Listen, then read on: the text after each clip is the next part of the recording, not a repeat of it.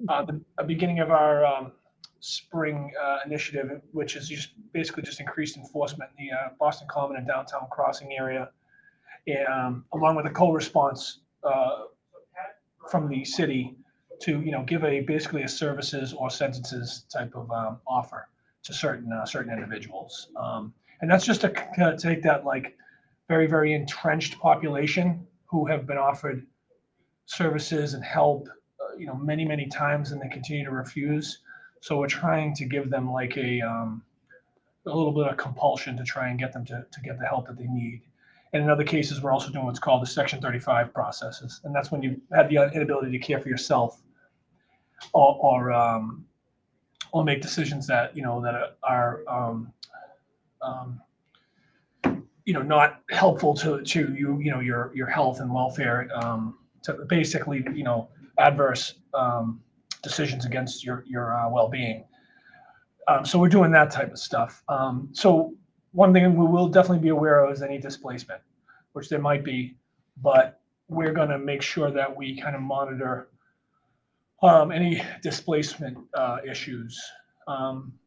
Also, I can't give an exact number, but I know it's over 100. We just on quality of life and some of the other issues that I know are important to this area, and to the Wharf. The scooters. We've been starting a really, really aggressive voluntary compliance campaign, probably over the last 3 months. And that's just to educate and gain voluntary compliance for those that have scooters, and have vehicles that should be registered. Because we know when they have a plate and we're able to either cite them for motor vehicle violations, write a mailer if we need to, if we have their information and they drive away from us. But then they know, hey, you know what? If a police officer sees us, or they're seen on video or whatever else, and we're able to track down a plate number, there's a better chance of there being a consequence. So in that, it kind of forces a little bit more voluntary compliance. And we think the long term, that's like the most successful option that we can address it with, because otherwise, it's above our pay grade, so to speak. If getting the Uber Eats and the other major national national like food delivery companies to self-police their delivery drivers. So that's a whole issue separately. So we've started to do that. We've leafleted areas where they congregate, such as in front of the transportation building, on Summer Street, Restaurant Row, places like that, passing out information in English and Spanish, and just trying to get them to get in compliance with the law.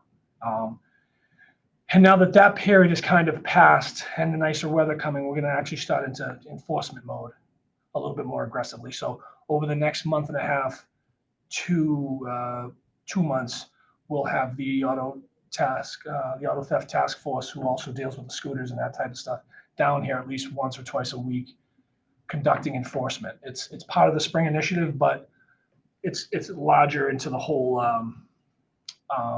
greater Boston city area that we're talking about on A1, specifically the North End and the Wharf and some of those stuff. So that's just a little update on that. One other thing, if I could request some help, is while the anti-crime officers and the officers are doing their best to enforce the laws, and to conduct enforcement and really try and attack the quality of life issue, and the same with our co-responders and our social workers and all those people.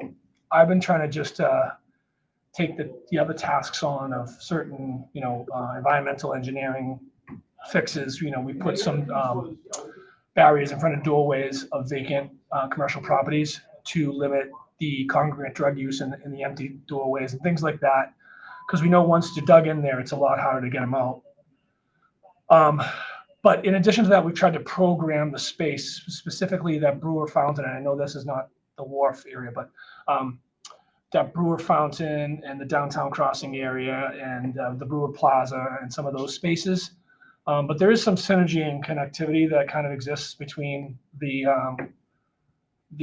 Greenway and kind of bending down there. So if there's any of suggestions that you might be able to share, whether it's, vendors or things like that.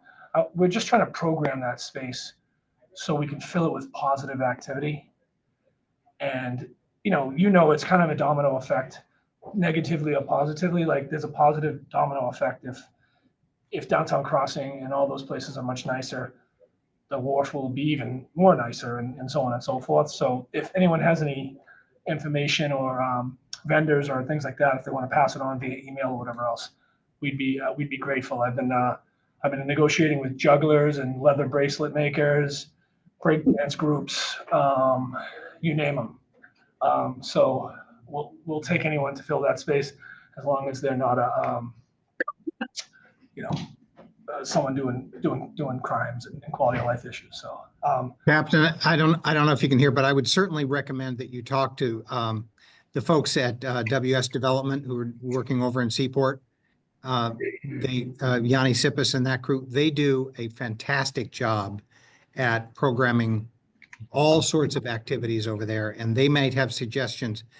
It may be that they do their own thing, and that's all they can do. I appreciate that. And if you don't mind shooting me an email too on some of that more specific information, because that's one of the conversations we had was like, you guys got to stop borrowing some of the stuff that, that you guys are doing on the Greenway, because it's alive. People want to be there. And with this pivot from COVID kind of really being behind us, people want to be here. So, but I appreciate just that recommendation right there. Does anyone have any questions or issues that, Sure. Captain, it's Chris Cook with the Greenway. There's a brand new president of the Friends of the Public Garden that's going to be starting April 1st, Liza Meyer. So I'd be happy to meet with her and you on the common and be helpful as we can possibly be. Thank you. Hey, Chris, I got your letter. Captain hasn't had a chance to read it yet. I don't want to either say yes or no to any of that yet, but we did receive it, and we'll be reviewing that shortly. Thank you, sir. Appreciate it. I'm leaving for Las Vegas in the morning, so I want to make sure I say hello to everybody. Fair enough. You may never Captain, it's Matthew Murphy here from Boston Harbor City Cruises. Just an FYI, we're going to be opening up, we're starting our operations starting in April. They gradually ramp up all during April and into May. We'll also be opening up the ferry center that's over on the Long Wharf North side of the building as the Harbor Islands and Salem Ferry Service start up. And then the landing, the outdoor bar and restaurant there at Long Wharf will be opening up in April as well. So there'll be, we'll have security personnel at the landing, and there'll just be an increased activity around the entire Long Wharf area, which will be, both positive and negative, I guess. There'll be more crowds, but we'll also have more staff to pay attention. I mean, our team, our managers down there pay very close attention to what goes on all along the wharf, and we'll be in communication with you as necessary. But just an FYI about that. I think that will be a significant change as the weather warms up. What was the dates on that again? I'm sorry. I wanted to make sure. They vary. I can send it to you in an email because they all open up in different stages. But pretty much from marathon weekend onward. And if there's anything that you need from us, you can come down and speak with the staff or anything you need. Just let us know. We've been trying to really do a little bit more outreach with the licensed premises, just to kind of get on the same page, to just know that we're partners together. We're not like adversaries, Sure. And that, like, when we cooperate with each other, there's very, very little issues that happen, and any issues that do are usually solved by an acknowledgement of cooperation, so especially at those licensed premise hearings and things like that. And that's their most important thing. So, but if there's any time you want us to come down and meet and talk, we look forward to it. That area is like very lively. We don't get a lot of problems there though. And I want to say one thing. So Sure. we're working on addressing some issues down in the Boston Common in the crossing area. It's been in the news recently. It's not a secret. So we're working on addressing, and Frank already covered this, stop me, but stopping the outdoor congregate drug use and all the crimes, quality of life crimes, the drug crimes that come with congregate drug use, right? More than two people sharing, either dealing and sharing drugs, etc. If you're starting to see, this goes for everybody on the call, if you're starting to see some displacement of people that were once upon a time down in the downtown crossing, Boston Common, right? Some of the Mass and Cass type by way of the Common, and you start seeing displacement because officers are doing policing down in that area, and some of these folks try to find places where the cops are not, and you're seeing them, you got to let us know. And don't let it fester for weeks without telling us. You got to let us know right away, whether it be through 911, 301, or just emailing me or the captain. We need that data. Okay. So Great. please, you're not bothering us. Please tell us. I have one other question, harkening back to the scooters and motorcycles. When the time comes for you to cite an individual operator of those vehicles, does that reflect at all on the companies that have hired them? I'm not familiar with whether they're sort of Is contract is people. anybody on the call from any of the counselors' offices? I'm just looking to see if I think Ellie is on. I'm also here. I'm Melissa from Counselor Flynn's office. Captain Hi, Driscoll Melissa. just wanted to say that we would love to connect you and Mark as well with WS, which is the Seaport is part of our district. And Sergeant is very familiar as well. Thank you so much. So the city council is working on a ordinance right now. I think they have a couple more committee meetings still to try to address some of these issues. And we're not going to be able to solve through the city council with the ordinance addressing, the dirt bikers and the kids, and the stolen scooters doing the wheelies and the burning their tires and all that. What it's going to go after is the bigger problem, which is the food delivery, right? The Uber, the Grubhub, the DoorDashes types, and go after the people, like you said, who've hired them and give a little bit of accountability on their behalf, right? Yeah. Great. Uber for pedestrian, Uber for the car that you get into has an accountability feature, but the food delivery part does not. And the city council is working on an ordinance that's going to force these companies to fall in line, and that's going to be huge. A possible like long-term solution way above my pay grade, but possibly is either having scooter livery plates or commercial scooter plates, because then, and this is getting in the weeds with Chapter 990 motor vehicle law, but then you're forced to have markings and certain other stuff on your vehicle. So the problem is, you see a scofflaw person who's driving a delivery person, but if the markings are not on there that they're driving for Uber or whatever else, and so it's just more of an issue, because it would be very, very simple for them to find out, because they have very, very deep and very information-ridden algorithms, right? So they could find out exactly who's driving where and when based on their platforms. But then again, it's the A1 Ellie, CSO officer aren't going to solve that one. Ellie, you have a comment, do you? I don't want to take over A1's update. I just wanted to say that we are actively working on this ordinance, and we have a working session on Thursday morning to discuss the ordinance. It does have to be voted on by April 2nd, so we're excited to move this forward. And obviously the industry is pushing back on any regulations, but our biggest concern is protecting the people of Boston and working with our wonderful BPD officers to make sure that happens. So these regulations are necessary. Just wanted to give that quick update. Great. Thank you very much, Ellie. Did you have a question? I do. Yeah, go ahead. Can we go back to downtown crossing, because that's sort of. You may have to speak up so you can. Oh, sorry. This is the speaker. Yeah. That's the speaker. Yeah. Can you hear me now? Yes. Go ahead. Okay, so back to downtown crossing, because that, I feel like that is an extension of our neighborhood. And many of us go, friends here, we go to theater, and coming home is really scary. And it's not necessarily drug users. I mean, I remember the scariest one was 3 teenage boys on their bikes, and there was an Asian couple in front of us, and they circled around this Asian couple. And, my daughter, who's fearless, was shaken as well. So. You have a specific question for the? Yes, yes. Well, we've got to move. Okay, well, and your question is? Can we improve the coverage of downtown bus crossing in the nighttime?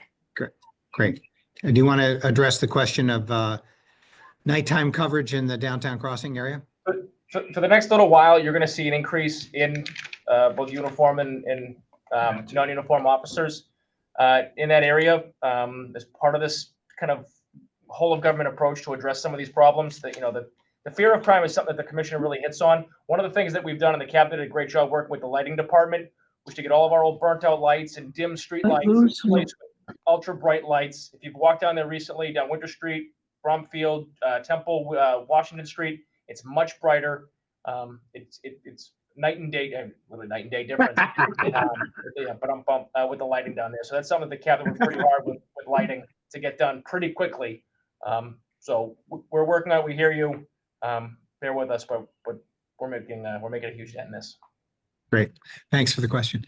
I think we should move along if we can. Luz is from to the director of the community engagement for the New England Aquarium. And Luz, if I think you can share, if let's see, try now.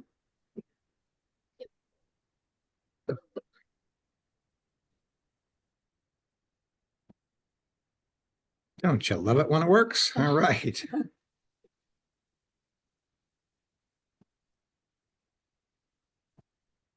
Okay, can everybody hear me? Okay, awesome. So I'll try to keep this pretty brief, but for those who don't know me, I'm Assess. I'm Director of Community Engagement for the New England Aquarium. I've been there for just about 2.5 years. The New England Aquarium, for the past 55 or so years, we have been an ocean conservation and education institution located right on Central Wharf. Hopefully you all have been. If you haven't, let me know after this. We'll get you in the doors ASAP. And while, obviously we're known as a tourism and cultural driver, we really value education and research efforts. And so there you go. Most of you are probably familiar with our main building right on Central Wharf, as you can see here. We also have a location in Quincy, which is not known as much in the public. So this is our animal care center in the Quincy shipyard. This is where we do our sea turtle rehab efforts, all of our breeding and larval programs that we do within the association that we're part of. So with other research institutions and aquariums, we trade different animals that we have to be on exhibit or to do research on. And we have a huge volunteer program that's based out of our Quincy location, especially during sea turtle season, which happens over the winter when sea turtles get cold stunned within Cape Cod Bay, which means they're staying too long because of warming oceans. They get stuck with the unique geography of the hook of Cape Cod, and then they're getting stranded. They don't know how to get out. And so we're one of the leaders in the area for helping those turtles get warmed back up and then sent on their way. In the aquarium, we have over 10,000 animals. I was recently told the exact number. It's 11,000 something, which is, I have it somewhere. It's about 580 different species of animals in our care. Our current hours, we're still working on winter or off-season hours. So during the week, we're open 9 to 5, and on weekends, we're open until 6 p.m. And then once the summer hits, we'll extend those hours through 6 p.m. throughout the week. Some happenings that we currently have. So hopefully many of you have heard of it, but Boston Family Days. So prior to it being Boston Family Days, it was BPS Sundays, which was a program with the mayor's office and 5 other cultural institutions where BPS students and families got free access to all of those museums or aquariums the first 2 Sundays of each month. It was a huge success. Families were really grateful for it, but it was just for BPS families. And so now, starting this past January and going at least for the next 3 years, and then we'll see if we can continue it, it's open to all Boston students, whether they're homeschooled, charter schools, parochial schools, and BPS. So that's been lovely. And we've also added additional institutions to the roster. So I think it's 7 in total now. Our Simon's Theater, hopefully many of you have come, but here are the films that we have available right now: Secrets of the Sea, Call of the Dolphins, and Animal Kingdom. I think at least 2 of these are offered in 3D, so very exciting. And we have showings throughout the day, every day. So you can buy that as a ticket in addition to your admission ticket to the main building.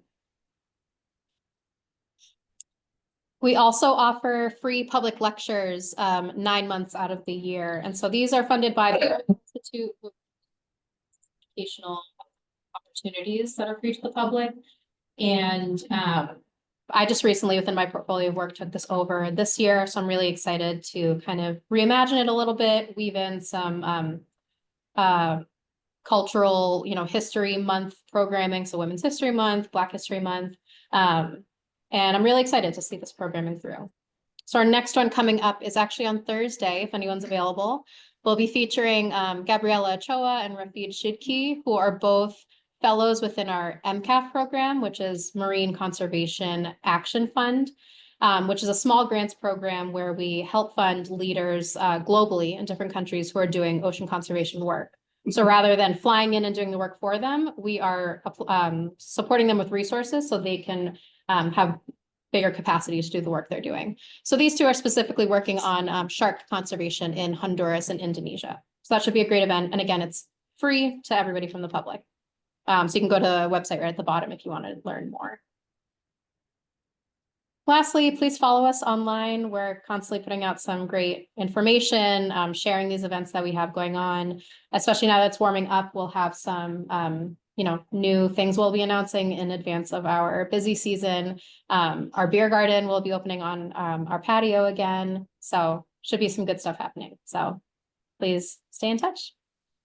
Thank you. Yeah. Quincy spot open. The Quincy location is not open to the public. We have started thinking about how we can make it open to the public in some way. So in the past, we've done, elected officials doing small tours or small community groups. We recently had the Boston Harbor Women of Color Coalition come through for a small tour. So we're thinking about how we can open it up a little more. You're welcome. When is it in? It's like fish. Oh. I guess all fishes are animals, right? Aren't I feel confident saying that. Yeah, they're all in. Make me nervous. I think they're all in. I think we can say that for sure.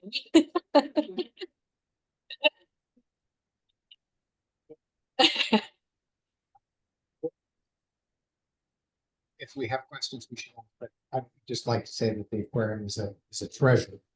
And we are honored to have the aquarium as a member of the Wharf District Council and a huge contributor to our strategic direction. And Vicky's just been great. And we recorded a statement that she made for our upcoming film yesterday. Yeah, Vicky did. And she was incredibly articulate, as were the other speakers. So that was, look forward to being able to share that with all of you in the next month or so. Other questions for Liz? Great. Thank you very much. Thank you. It's always nice to know what's going on. I think we're still, I don't know whether Chairman Miklowitz is likely to join us virtually, if not in person. He's on his way still, maybe? They haven't reached out to me. Okay, well, so hopefully coming. Chris, do you want to update us on what's Sure, going I'll on? just be really quick. Don't But be. okay.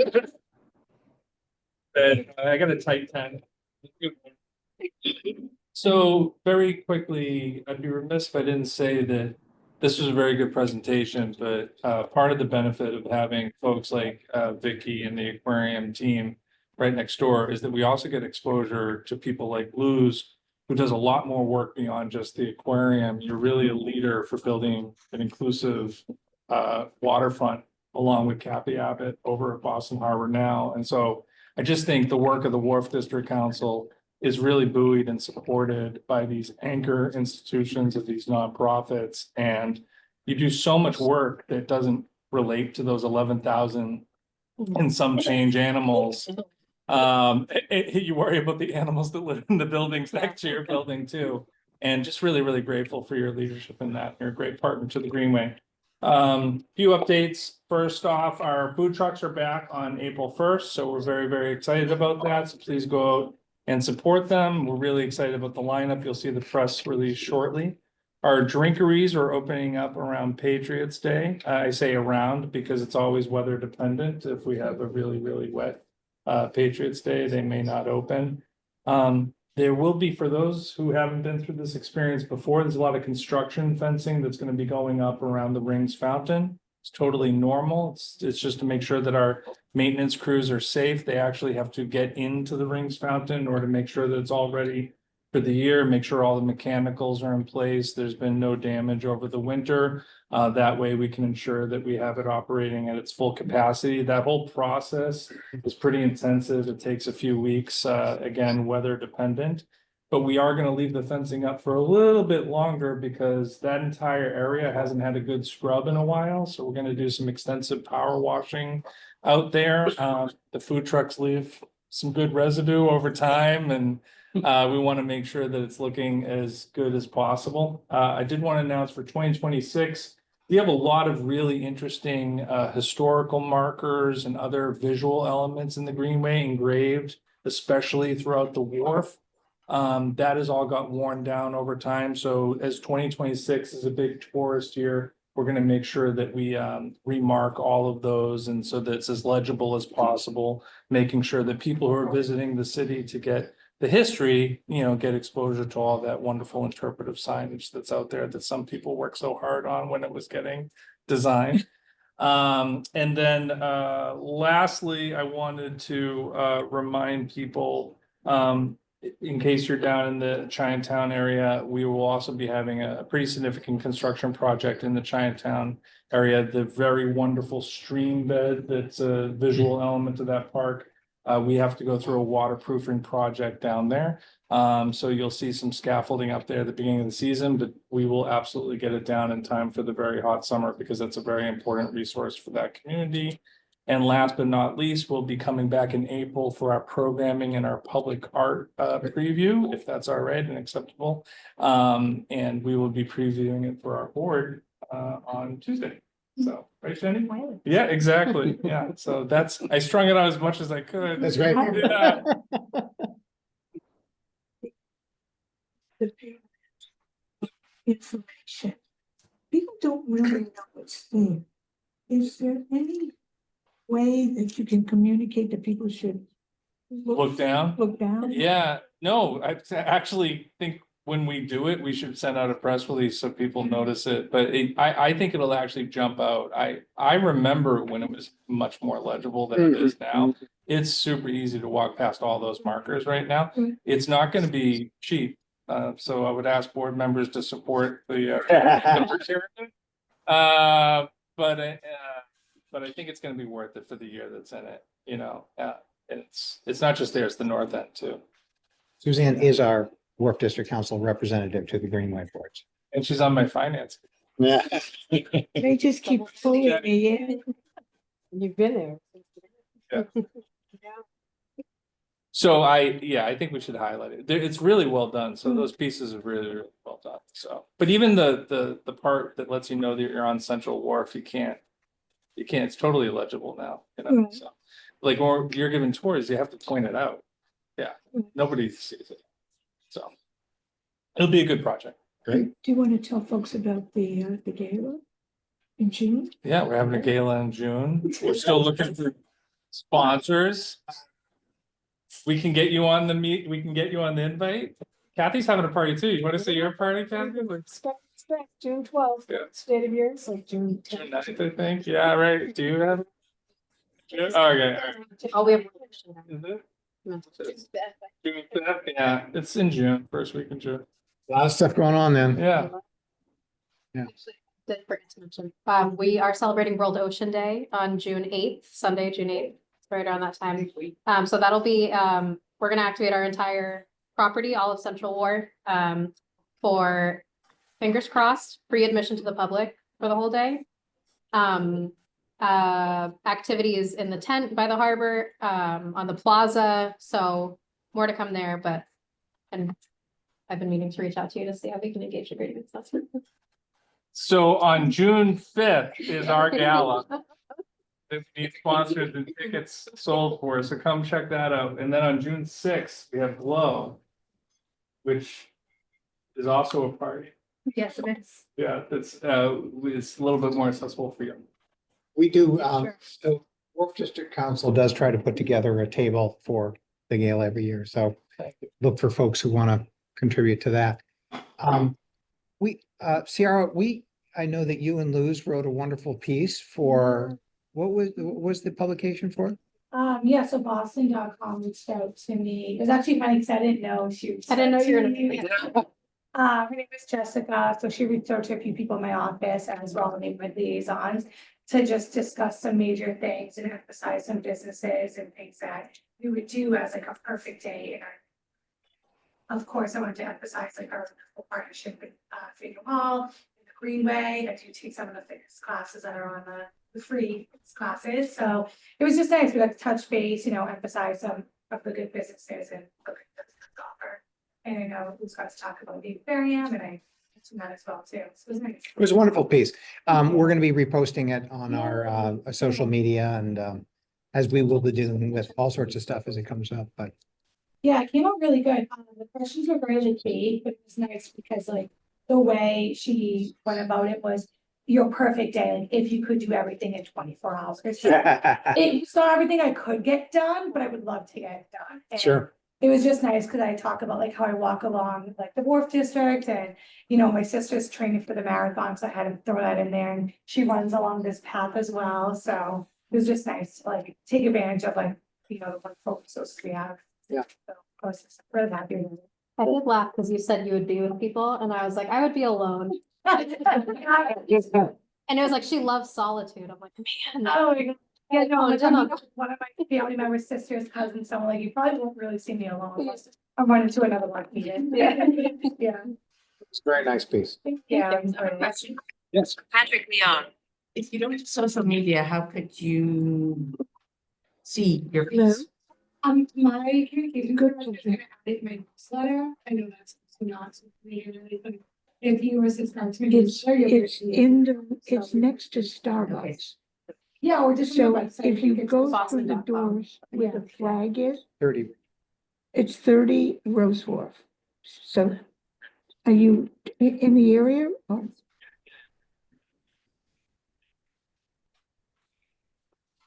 Chairman. Yeah. Do you want to grab him?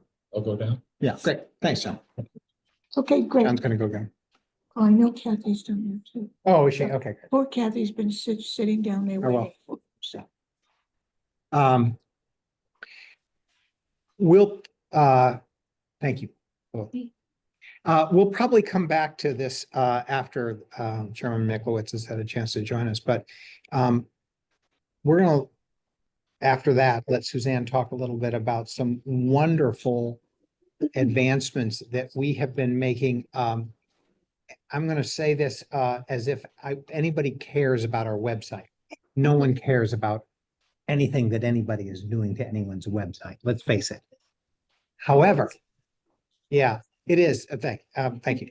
However, we're trying something new. We're trying to make the Wharf District Council's website the source of information for all events in this part of Boston and a go-to for all of information about all the places to stay, the hotels, and all of the restaurants. And so whenever you're wondering about what to eat or whatever, so I won't, we'll come back to this because I think it's a work in progress, It's a work. in progress. but it's almost done. It's almost done. We just don't have any actual visuals other than the way. Well, I'm gonna pull up the. Oh, you website. are, oh, But we'll wait until the chairman's been you here. should have him. stay. Yes, and Kathy, yes. Uh-huh.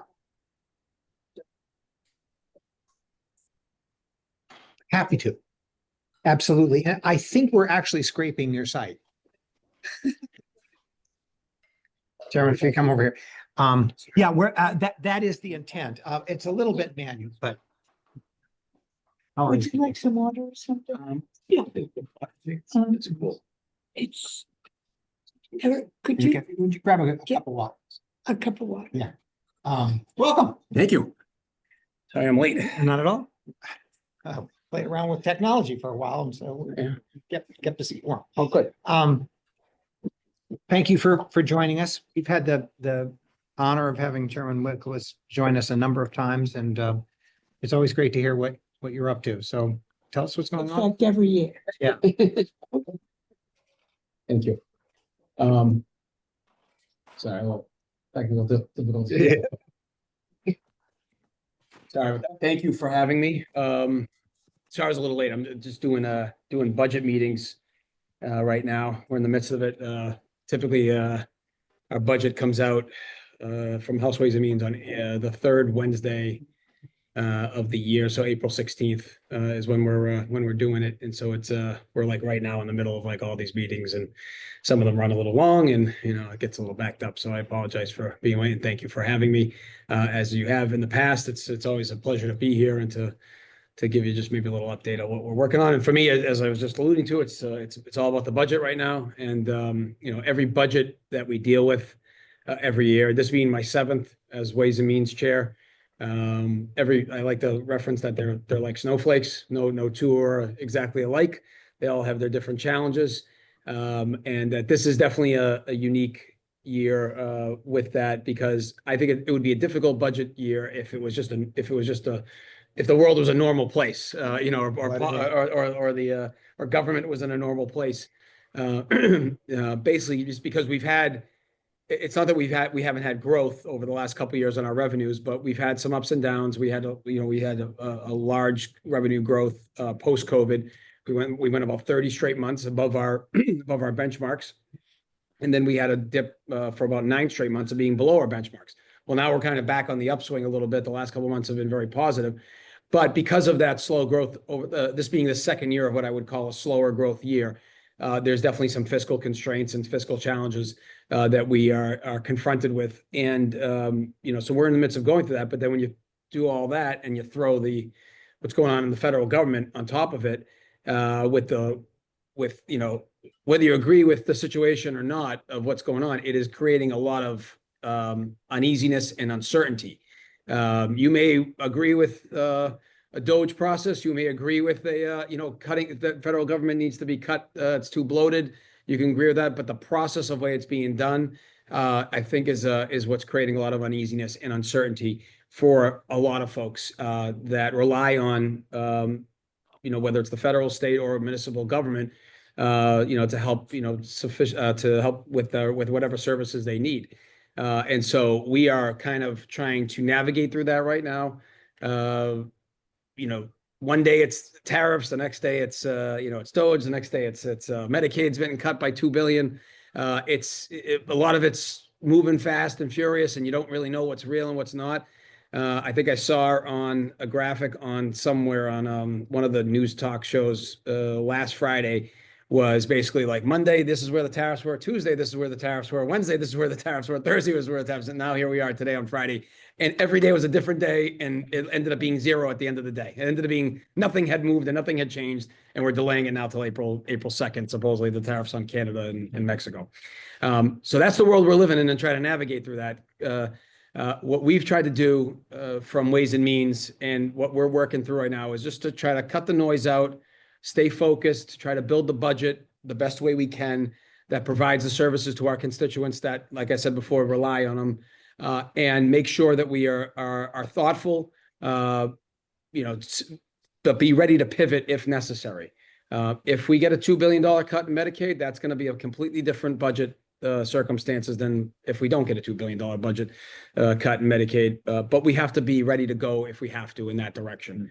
And so that's kind of how we've been managing the discussion so far. We've had a couple of hearings already. We had our big major one at the beginning of March, and we spread them out across the Commonwealth. I don't have to go to all of them because I'm stuck in the office having the meetings with all with all the members and with all the folks that have the agencies and everyone that's involved. And but we do go across the Commonwealth. The different sectors of the economy each get a moment to have a conversation. A different member chairs those meetings depending on where it is, and you get to have a kind of a perspective of the entire Commonwealth and a perspective of the entire economy as a whole. And so we're going through that process as well right now. Like I said, I think April 16th is when we're targeted to release the House Ways and Means budget. Then it goes to the floor for debate. Members get 2 days to file amendments. we take a week, the vacation week, which is a Patriots Day week. Some people call it vacation. I end up going through every single amendment, which is about 1,500 usually on average, somewhere in that range. And they range from $25,000 earmarks to, billions of dollars in spending. And it's, then you have to decide which ones you can afford and which ones you can't afford and which ones are viable and which ones aren't. And so that's what we do that week. And then the following week, which is the last week of April, we debate the budget on the floor with the membership. We go through their amendments and then get to a final number, and then we send it all over to the Senate for them to do the work in May. And I like to say, so they can screw it all up, all the hard work. But we enjoy our colleagues in the Senate. But the Senate, they do their work in May, and then in June we come together in conference committee and try to get it done by July 1st. We haven't hit the July 1st number in a couple of years, but the truth is that we don't. It's unlike the federal government, which you just saw, like the threat of the shutdown, and we can talk about what that would have meant for Massachusetts. But the threat of the shutdown, we don't have threats of shutdowns. We just pass temporary budgets until we get the final fiscal year budget done, and then we go off to the races. Sometime in July when we finally come together, and then the governor has obviously the ability to then do the veto pen or sign it or make amendments depending on what she feels is necessary. And then and by then we're into the fall. So it's a long process. It starts actually in December with consensus revenue. Then the governor files her budget. So it's not a whole year, but it's pretty much the entirety of it. And beauty of Ways and Means is that there's always other spending bills, there's other issues going on. One of the other ones that we're focusing on right now is the surplus revenue from the fair share amendment. As you remember, in 22, we passed the fair share amendment to add 4% onto what was called the millionaire's tax, is what some folks call it. And but last year was the actual first year that we collected on those revenues. Now, when we budgeted from the House Ways and Means and Senate Ways and Means in general, when we budgeted the previous years, we gave a very conservative amount. Not knowing new source of revenue, didn't want to get too far ahead of ourselves, didn't want to put money, put out things we can't afford, wanted to see what kind of revenue we brought in. So actually the first year we only had ourselves at $1 billion, which even some of the most conservative of estimates, that was even below that. We actually, now facing the first collection in 24 for what was in 23, we actually got 2.6 billion. So I'm sorry, 2.4 billion, which gave us a billion point four in excess revenue. Some of that we had already had a process to go into another rainy day fund, which would be strictly related to the education and transportation world, which is what the fair share is supposed to be spent on. And then the rest we have to allocate again in education and transportation. That's something we're working on right now as well. We also will be doing that probably around the same time we do the budget, obviously a separate vehicle. And where in previous years we kind of had given, we were supposed to do 50-50 split between education and transportation. That was what the premise of the question when it was on the ballot was supposed to do. We were a little off in relation to that. We got to like 55-45 more towards education.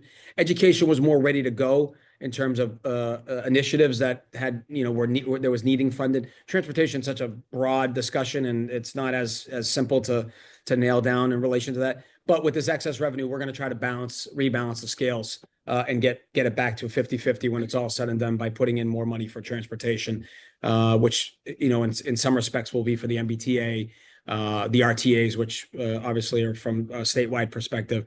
But for me, obviously, the MBTA is a huge component, and we want to kind of put as much money into the capital needs as possible. I will promise you that whenever we do the FY26 budget, when we release it next month, you will see the highest number in the MBTA's operating budget history. We gave the highest number last year in history.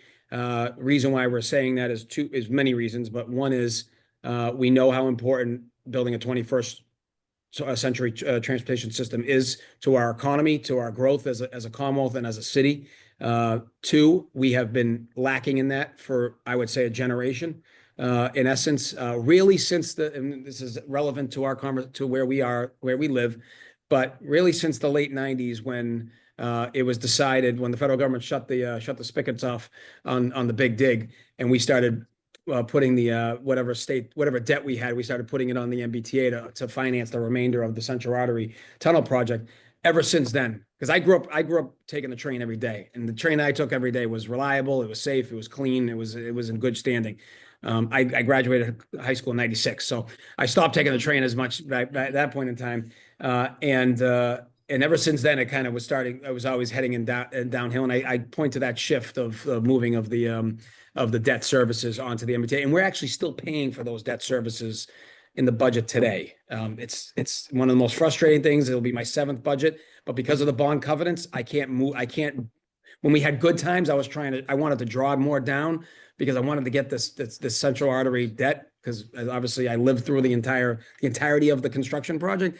I wanted to get it off, but the bond covenants would not fiscally allow that to take place. So we're still paying. It's sometime in, I want to say 2030 or something in that range, we will be finally off our big dig debt services. And then the third point, and I think the most important to the relevance to this day, is that we feel confident, really for the first time in a generation, on who is actually running the T. We think the general manager was the best pick of. I mean, the governor had a lot of good picks, but we think the general manager of the T is the all-star of that pick, of those picks, because he has just come in and he had transit experience. He'd worked on the MTA and on the Long Island Railroad in New York. It wasn't a political pick necessarily, where previous ones, no disrespect to some of those folks, but previous ones had been more of a political kind of pick. This was more of a logical and structural pick, or good on the maintenance side of it.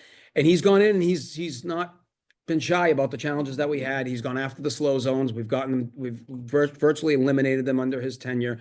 I heard something like the red line was running at 50 miles an hour on Monday or something for the first time in like 20 years, which is kind of crazy. I don't even know what a 50 per hour train feels like, I guess, anymore. I don't know what that is.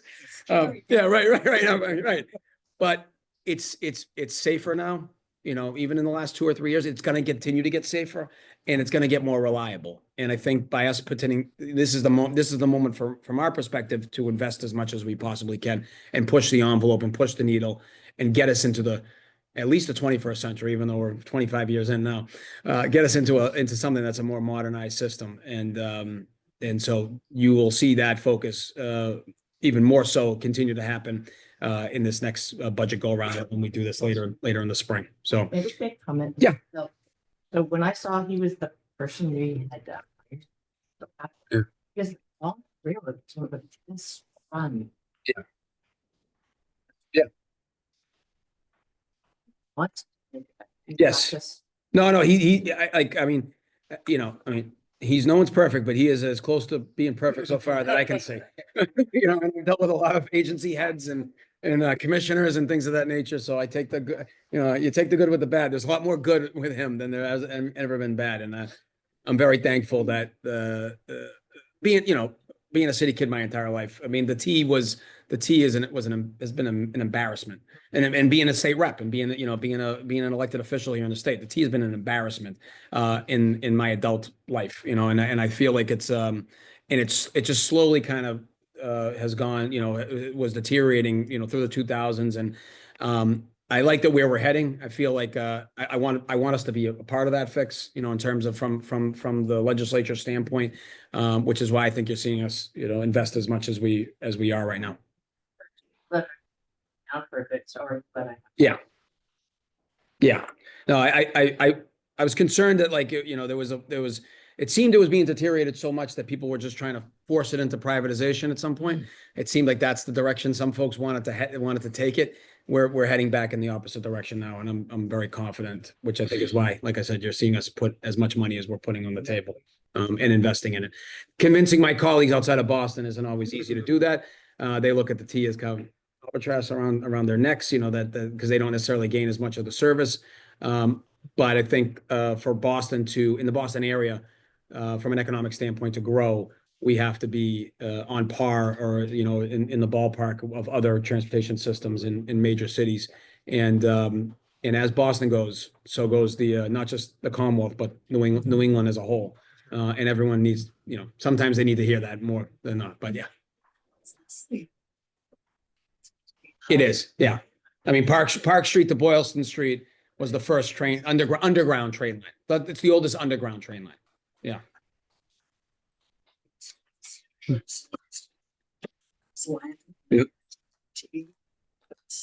Mhm. This was late 1950s, early 60s for college. Yeah.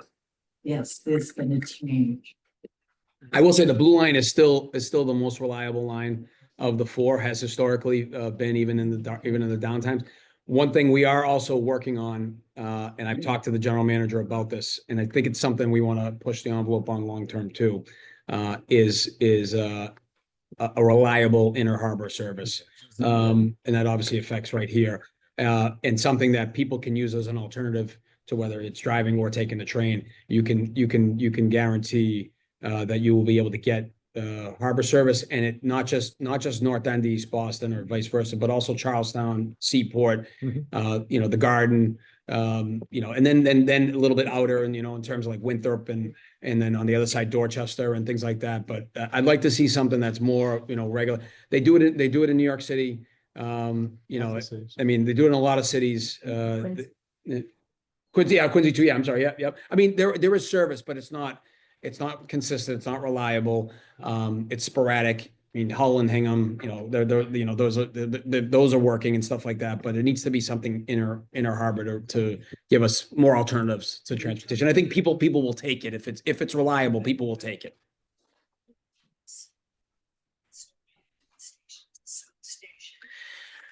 You mean in terms of the north-south rail link? Yeah, we've been talking about it for a long time.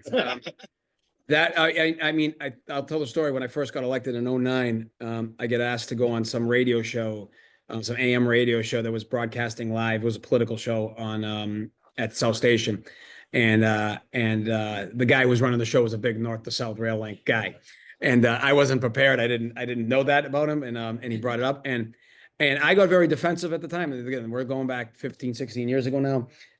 We were only been out of the big dig literally for like 5 years at that point, or 4 to 5 years at that point. And I lived through, like I said, half my life, and I didn't want to go through another big dig or another dig of that nature. We'd obviously dealt with all the construction, and I still have foundations in around Endicott Street and areas like that have never recovered. Luckily nothing has ever happened, but I can guarantee you if something does ever happen over there, the state's going to have some challenges related to the liability. I can assure you that. Yeah. There is a bit of difficulty, folks. Okay. Understanding. Heather was asking about the north to south rail link, which is connecting North Station to South Station. And my discussion point on that is I wish they'd done that during the big dig. It was talked about, and then it was in one of the budget problems, it was scrapped in relation to it. Now, I wouldn't really have a problem with it if it meant going down like Congress Street, like if that was like the connection route point versus going all around Atlantic Ave and all around into Cross Street and North Washington Street. So I wouldn't have as much of an issue with that. There's back and forth conversations on this. I think also to what I was saying earlier, I want to get the reliability of what is the current system, nailed down. And I think that's what more of our focus is going to be, for the near future, at least. Yeah. Yeah. I think it's important for us to all recognize how supportive, Chairman Miklowitz, you have been of the Wharf District and our Climate Resilience Task Force. We have gotten multiple earmarks or funding sources for us to be able to do our study. And this year we are creating what's going to be, I think, a really useful video for communicating with the broader community about the options and the importance and the urgency of climate resilience. So I'm special thank you for all you've done. You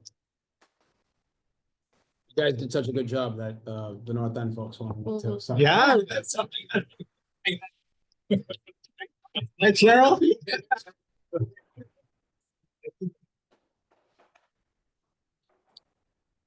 Questions? Tough job. You do a great job also as our state representatives. Thank you for that. What's your forecast for the millionaire's tax, the fair share tax? Do you think it'll hold at 2 point plus or go down or? So we budgeted 1 billion in that for FY 24. We budgeted 1.3 for FY 25. And now that we've seen the first collections, we bumped it up even a little bit bigger to 1.95 for this upcoming FY 26. That's with, I mean, now seeing it at 2.6 come in on the first year. I think we're feeling it's going to come in a strong number. The second year, whenever we find out what the estimated, and actually you don't really know until we close the books in July, because even though most of the taxes obviously are paid, the withholdings are paid in April. You really don't have the distinguish of understanding what is millionaire's tax and what isn't until you get to more until we start closing the books in the later summer. And so we kept it still at 1.95 because we still want to be cautious. We don't want to, 1 year of data is not enough. 2 years of data is not enough. I mean, I wouldn't say 3 years of data is not enough. I think we need to see what is going to be like, over a 5-year cycle before we start kind of programming things in there, meaning like things that are like guaranteed to like, hopefully stay there because you're almost guaranteed to get a certain number. I think it came in much higher than most people expected, which I think is a benefit to, or shows that the people that were proposing this were right that it would still work. Now, will it maintain? I hope so. I heard all the stories of people leaving and everyone, fleeing Massachusetts because of it. I don't think from a revenue standpoint, we have felt that yet. And I feel like if we are going to feel it, it's going to be early on, and then it's just going to become kind of baked into the system. We haven't signed any big free agents for the Patriots yet, so I don't know if that's hurting. If that's hurting it, yeah, that's the reason why. But you keep tabs on that. I keep tabs on that. So yeah, yeah, right. They're gonna live here, but the hope is that we can get to a number at some point that's something you can rely on somewhat, that it will go up maybe slightly every year, or in some respect like similar to what the regular revenue growth would be. That's going to take a little while. I also think that it's it's proven to be very valuable. It's been helpful. We were able to do universal school meals. For when the federal government dropped the universal school meals program after COVID, we were able to pick that up and make sure that every child that went to school had a meal in their system as they started the day.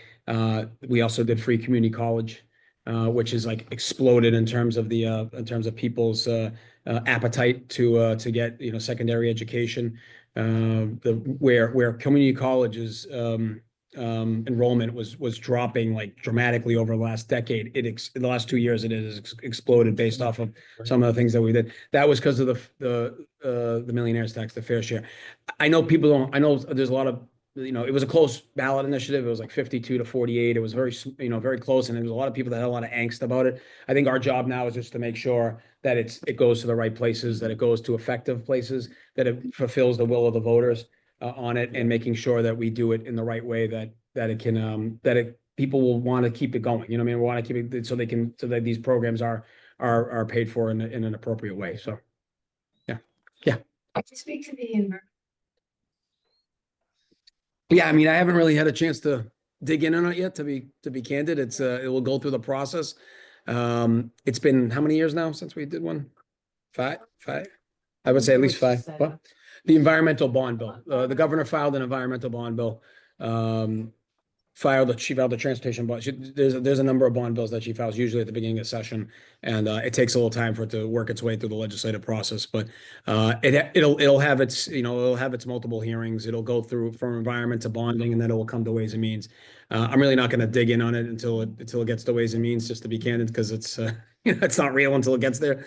But I'm sure it will get there. I'm sure we will pass something in that space, and what it will be, I don't know yet. It's a little too early to tell. Open for suggestions, obviously. Okay, good. And I'm sure we'll talk at some point related to that, and also open the suggestions in relation to the from a local standpoint. What could be effective related to that. Would that include climate resilience? It could be, yeah. I can make it.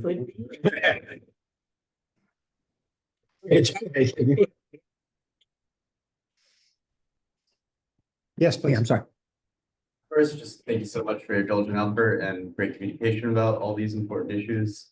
Do you have any comment on what are the biggest increasing or biggest declining aspects of our budget for the state? So, yeah, I mean, it's definitively, healthcare costs is always the biggest driver. Mass health, I don't want to say it's not a third of our budget, but it's over a fourth of our budget. It's in the high 20s percentage wise of our budget. That continues to be a high driver related to it. That's probably number one. I think as I was saying, I think the transportation component is going to be probably the other bigger piece to it. But healthcare is really in a difficult space right now. Yeah. Well, Medicaid, obviously coming from the federal government, is in terms of what it means is going to be, it's hard to guess and hard to predict. I like one of the reasons why the shutdown, as being a Democrat, I'm not happy exactly with how the parties handled every single thing. But one of the things that is, I know there was a lot of frustration about how from the Democratic side, how the aversion of the shutdown took place. Senator Schumer is getting pretty hard from the party on a lot of things. I sympathize with the conversation because I don't think people realize this would not have been a typical shutdown. The fact is that typically during shutdowns, and we've had them, not recently, but we've had them in the past decade. Yeah. You eventually make the money up. The government might shut down for a week, but then you end up making the money up. In this case, in this new world that we have, there's no guarantees with this administration that you would be making the money up.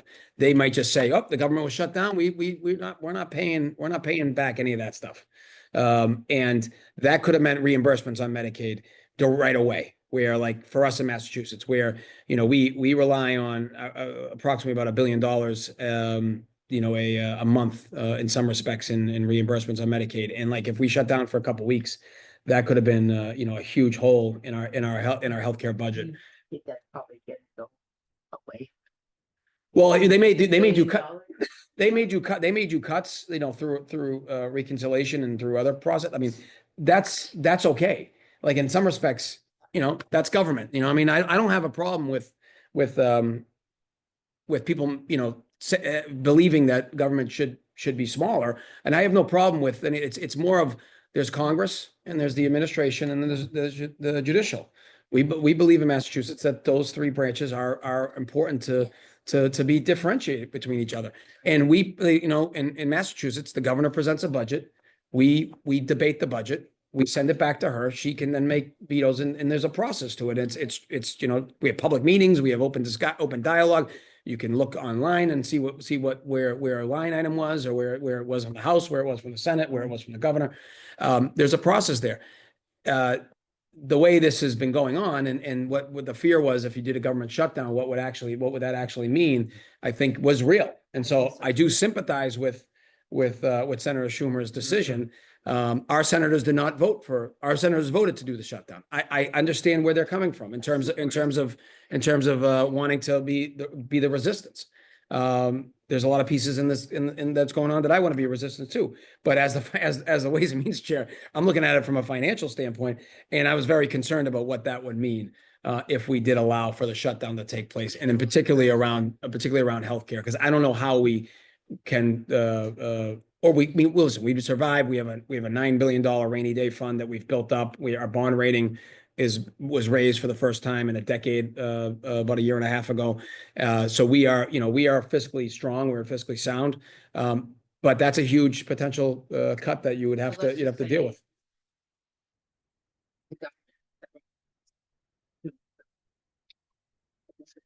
You can plan. Again, with the shutdown, there would have been like, oh, we're just not going to get reimbursed for March. Which is like that's a reality, And yeah, it's already been allocated, it's already been budgeted for, it's already been spent out. That would have been a huge problem. And so I'm thankful they didn't do a shutdown. I'm thinking Patriots again. And but we need to prepare that is a possibility. And we need to budget like we'll be ready to pivot if we have to. And I think you'll see that we're going to be very careful with our approach and not putting too much burden on or limiting our unpredictability as much as possible. Thanks for all the hard work. Yeah. Thank you. Get the opportunity. Hope to catch up with you. Okay. Give you a call. That's all right. I I did. Yeah, I'm sorry, yeah. Whatever your calendar will allow. That'd be great. Thank you very much for coming. Thank you guys. Thanks for. So before we break up, I'd like to just let, Suzanne share with you what she's been working on. As I said, I think you'll all find that this ends up being a really useful thing, for us and our community going forward. It's been a team. I can't take it. I will. So, I have this that you can start with. You can. We staff, the team, who's our designer and webmaster, I guess, and Flory, who's been incredibly helpful. From Peru. From Peru, yes. I'm going. Thank you, Flory. I'm leaving there and joining. And yourself and a number of the team members, we've been looking at how do we bring our communications into the 21st century. We've got a great website, but we wanted to make it even better. So we looked at a number of components and I don't know where that is. what dear? Where is that? Where is that? That's the alleyway between Mr. Dooley's? Dooley's and Tradesman. Are you sharing the screen? Yeah. Are you sharing the screen? The Zoom? Oh, sorry. Yes. Yeah. Thank you. Boom, boom, boom, boom, boom, boom, boom. Share. There we go. Thank you. Good. So one of the sections that we've put together, we're calling Eat, Drink, and I don't remember, Eat, Drink, and Stay in the Wharf District. And that alleyway is between Mr. Dooley's and Tradesman. And in that, we've taken two maps, one showing the hotels. And I was surprised at the limited number of hotels we actually have in the Wharf District. This is not complete, but there are 6 hotels. Right, there's only 6. That is complete. So what you're going to see on the page is a listing of the hotels with the little pins. And also there'll be a little box with information on each of the 6 hotels. I don't know where you are. Yeah. So that's the hotel side of things, right? That's the hotel side. And then to the right is the map showing the restaurants, bars, clubs, so to speak. And again, we have the pins. Then we have broken them down. You can find them on the pins and then go to either bars and lounges, casual dining, coffee, cafe, fine dining, and what's the other thing? Yeah. There. Whatever it is. Takeout. Takeout, yes, most importantly, takeout. And then we've listed the different establishments with their addresses and their call numbers. And you can see Mark just scooted away. I don't know where you're going. Well, I was just saying, this will take you to menus and so forth, right? Right, that there, yes, if you It's click. not active yet, but. Right, it's not active, but yes, it'll take you to the website. So the Broadside Tavern, which is up there with the little pin, and then down there under casual dining, you'll find the Broadside Tavern. So that is, That should also be bar. Yeah, and if any of the establishments have an issue with the way we've categorized them, we're happy to change them. We tried to take a stab at it. During the day? Yep. Casual dining. it's just that there are so many of them. Yeah. To try to take Broad Street Tavern and say, okay, it's casual dining and it's a bar, it just, now you're burdening the site. So, right, Suzanne, I think the most impressive thing is just how many establishments there are in the Wharf District. It's just a reminder how exciting. There are 100, I think it's 156 food It's establishments. absolutely amazing. Wow. Yeah, It's incredible. that includes a whole bunch in Faneuil Hall, obviously, but we've also got Boston Market. Boston Market has lots and lots. And we didn't go beyond the area, not that there aren't others, but and we're also looking at breaking them down so that if you go to Faneuil Hall, you'll be able to see the different establishments or Boston Public Market. right. It's just, again, this is sort of a work in An progress. exciting neighborhood. It Now- is, it's so exciting. And we're also looking at doing the same thing with institutions. You know, the aquarium, and Boston Harbor Now, and the boats Well, and so here's the calendar of events. big jumping. There you go. Yes, I'm done. on this one. Yes, then our next one is with a calendar of events, and we tried doing it in the past, and we didn't have Flory.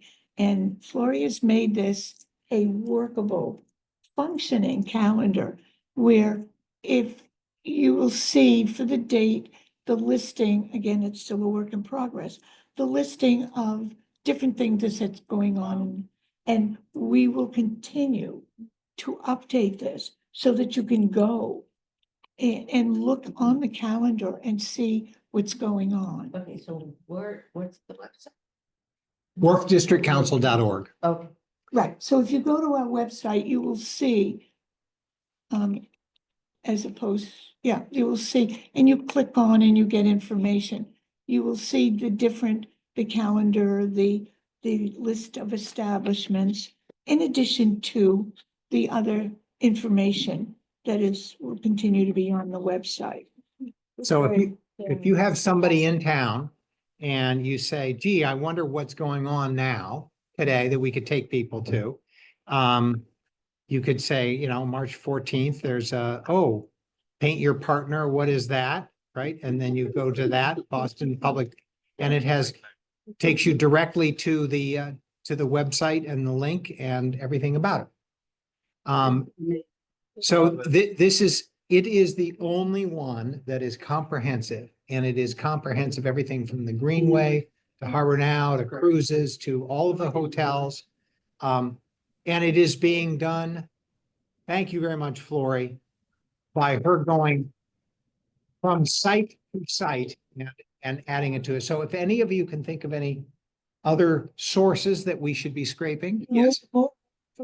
Yes. Not source, but I noticed quickly today's date, Wharf District meeting, it's not on.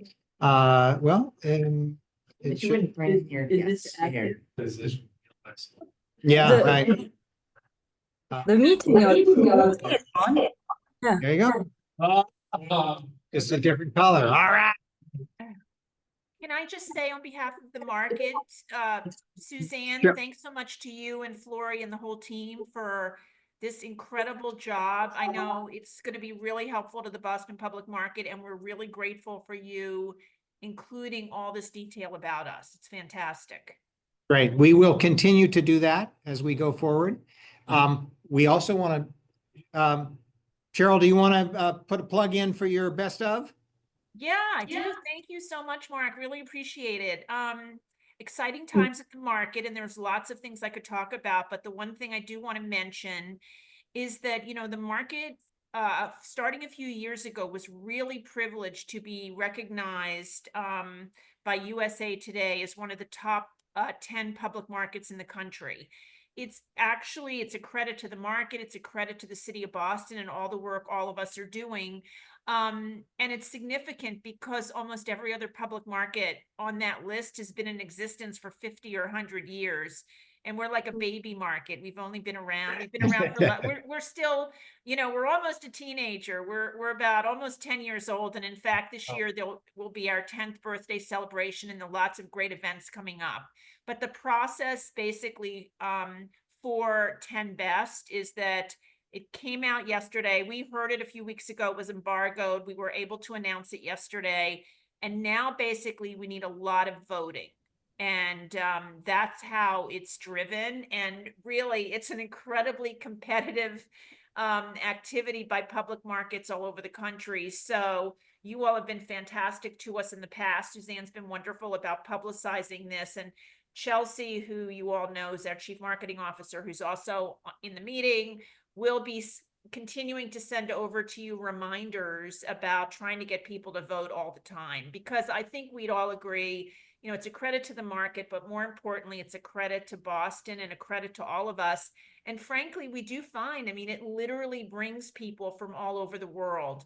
Because in the world we're living in today, a lot of people do, when they come to a place like Boston, they're looking at food destinations. They're really curious about everything we have to offer. And ending up on that top 10 list is a huge, is just huge for us and for the whole community. So we'll keep sending reminders out, and we really appreciate it. Chelsea, do you want to add anything? I dropped the link to vote in the chat, so you can vote every day on every device you have. So break out that iPad that's 5 years old that barely turns on. So that's I put it on my team's calendar every morning at 9:15 that the entire office has to vote. I would, if you want me to add you that invite, let me know. We did just drop.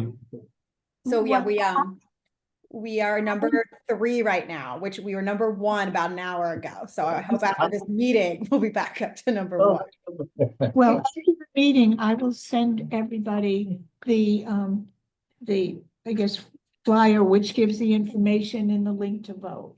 Thank you. That would be amazing. Thank you all. Put that on our media. Yeah, Quincy Market is also listed in the top 10 for food halls. It's a different category. Oh, But while you're there, vote for us too. Take us to food halls too, or do you need to send us the link? Yeah, we can send. Why don't you send us? Whose ranking is this? USA Today. USA Today. Yeah, I think we were in there for something too. Keep it rolling. Boston Slate. It's USA Today. Reader's Choice. But you can vote on every single device, every single. It's good.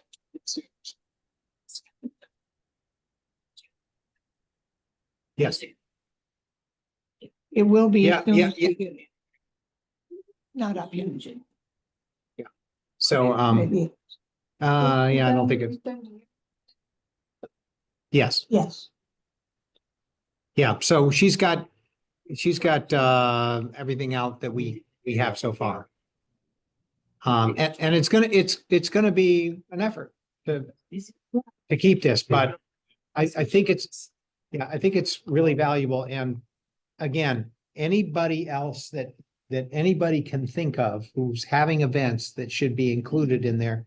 Jenny, I think we're scraping your site too, but Flory, just confirm that we've got Faneuil Hall's events in there as well, if you will, please. I think so, yes.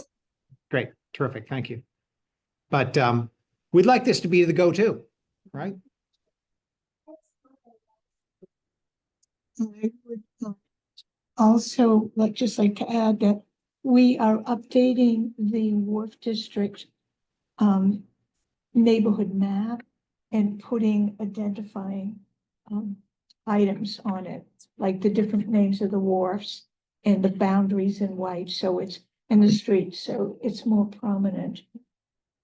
And we're doing a number of other things on the website to freshen it up. And I guess one last thing, and that is we are putting together our first quarter newsletter. Hopefully all of you have received an email outreach asking you to send us information. And that should be coming out. Barb and I are meeting tomorrow. Sure. That should be coming out the end of the month. And this is the first, well, we did it a holiday, but we're starting up again. So this is our first for hopefully doing one every quarter, so. Congratulations. Yeah, it's a lot of work. Really great. Do you hear that? It's a lot of work. It is, and very worth it. Mark, can we have one more? Yes, please, Kat. Absolutely. Stone Living Labs Conference, their Climate Resilience Conference is April 16, 17, and 18 at UMass Boston. So just FYI, it's up on the website and if you're interested in going. It was phenomenal conference a year ago, and we think it's gonna be even better this time. Great. So is that an invitation or? It is, yeah, it's a general invitation, and there were several hundred people there last year. There are speakers and panelists from around the country. Great. Calendar, Yes. so it should be as well. It's on the Stone Living Lab site, BHN site, and yes, it should absolutely. be. Yeah, great. Any questions or? Then is downtown crossing in that. They are not No, considered they're part beyond of our neighborhood. It's our neighborhood. No, yeah. Yeah, Congress. No, Next month, we're gonna be back at the Leventhal Center. we'll be back at the Leventhal Center. Oh, yeah, cookies? They may be left over if you don't eat them, so. Who is going to be talking about the lawnmower project. And Mark, can I mention one more opportunity? Please do. Hi, everybody. This is Matthew from Boston Harbor City Cruises. Sorry I can't be there with you in person tonight. I wanted to mention one thing that's coming up in the immediate future, soon to be immediate future. First of all, our opening tour in April is the Lighthouses and Tales of Boston Harbor Cruise. It opens on April 3rd. It's running Thursday through Sunday for the first couple weeks, and that will just run for 6 weeks up through May 15. Our New England Aquarium Whale Watch and the Provincetown Cape Cod Ferry also starts on May 16. But I just want to give everyone an invitation for that first weekend of the Lighthouses and Tales of Boston Harbor Cruise, April 3rd, 4th, 5th, 6th. Everyone is invited to take that cruise with my compliments. Just email me. I'll put my email in the chat. And actually, I'll put the link on here so you can read a little bit about it. But it's a lovely 90-minute cruise that will highlight the Boston Harbor Islands, the lighthouses that are out there in the harbor. And it will be very informative and entertaining. And some of you may know David Coffin, who's a local raconteur and entertainer. And he's also quite a knowledgeable singer of sea shanties, which I'm sure he'll probably share one or two of those on board. So anyway, I'm going to put my email in the chat if you'd like to attend one of those days on our Lighthouses cruise. Please just let me know, and I'll make a reservation for you and your friends or family. Great. Thank you. Thank you. Nice invite. Other thoughts, questions, comments? Information. I hope to see you all next month. I will April 15th. I will not be there, but Matthew, hopefully you will MC next month. He's talking, but. Yeah. Thank you all. Thank you.